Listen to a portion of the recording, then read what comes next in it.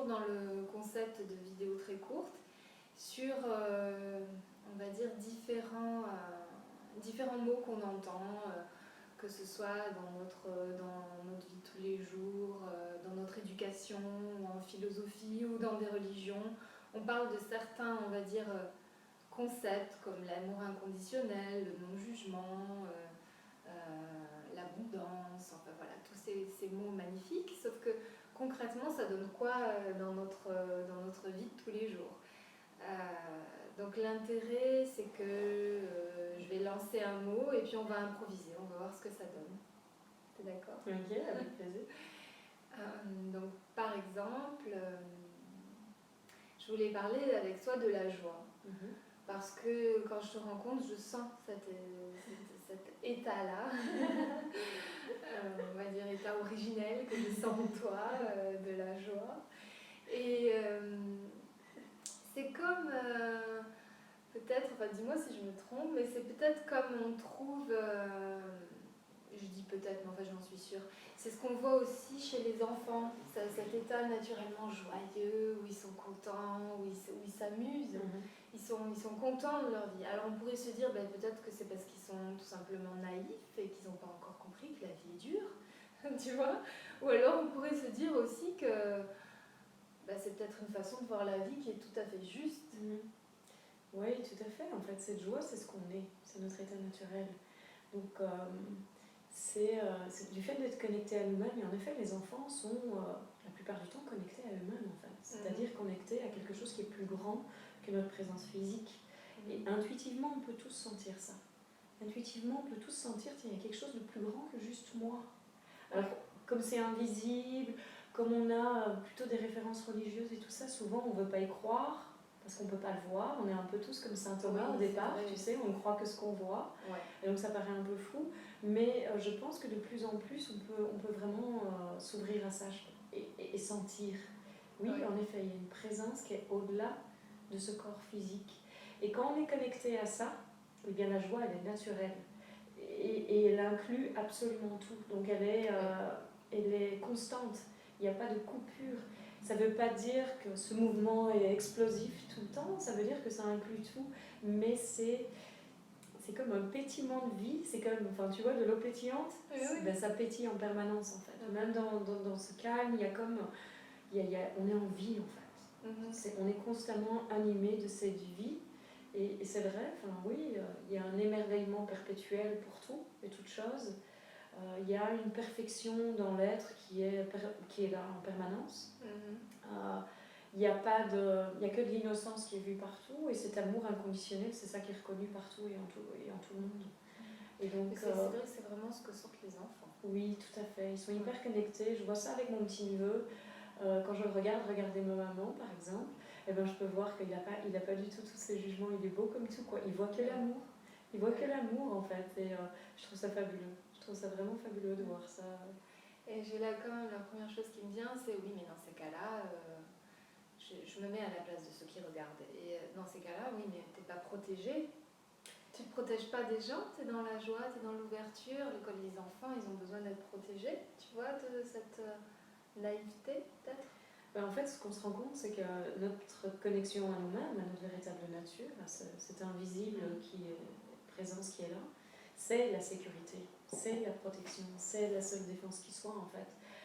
Tu te rends compte que tu n'as pas besoin de défense, tu n'as besoin de défense ou de protection que quand tu te sens coupé de ça.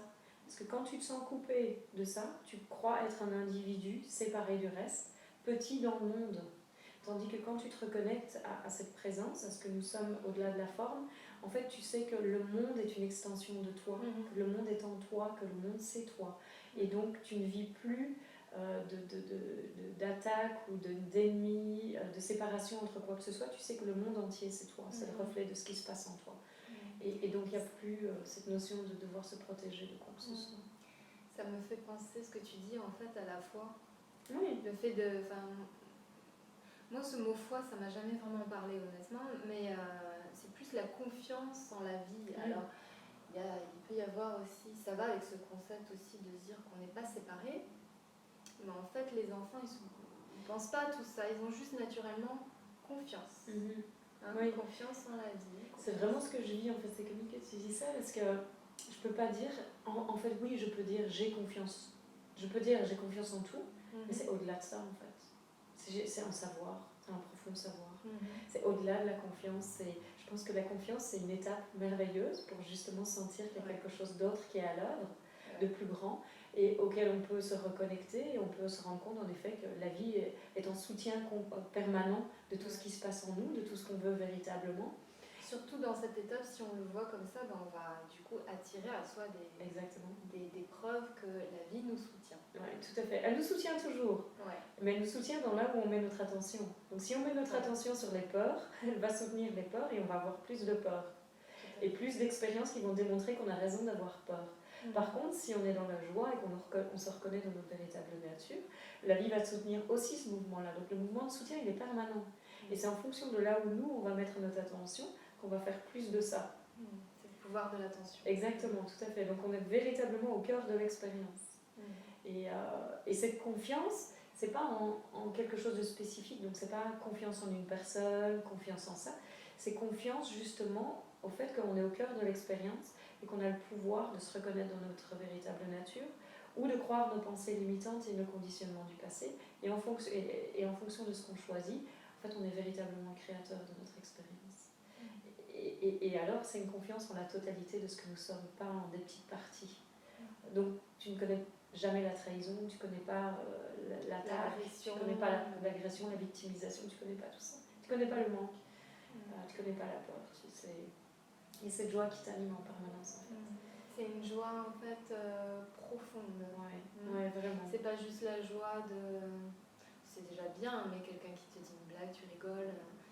C'est quand même... C'est différent. Parce que là, ça vient t'animer. Vraiment, comme tu dis, ton fort intérieur, c'est toi.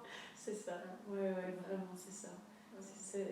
C'est comme la vie qui brûle en toi à chaque instant, en fait. C'est véritablement ça. Le feu ardent de la vie qui nous anime. Et ça peut nous animer dans un calme profond, juste une détente. Ça peut nous animer dans une explosion de vie et être très actif et beaucoup d'inspiration, de créativité.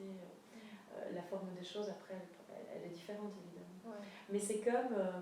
tu te rends compte que t'es le gâteau, en fait. Puis quand t'es le gâteau, tu te rends compte que waouh, la vie est merveilleuse. Et puis toutes les expériences, c'est juste la cerise. Donc, les expériences que tu vis, les belles choses qui se passent dans ta vie, c'est pas ça qui te rend heureux. C'est juste la cerise sur le gâteau, parce que le gâteau, c'est déjà la plénitude. Tout à fait. T'es pas dans un état de manque, c'est déjà plein de cet état de joie. Du coup, tout ce que tu vis, ça va être, comme tu dis, ce plus, cette petite cerise sur le gâteau où tu dis waouh, super, merci. C'est ça, tout à fait. Et la joie, c'est la plénitude. Et la plénitude, c'est la joie. C'est pas spécifique, c'est sans raison, en fait. C'est juste d'être pleinement ce qu'on est. Super. Merci.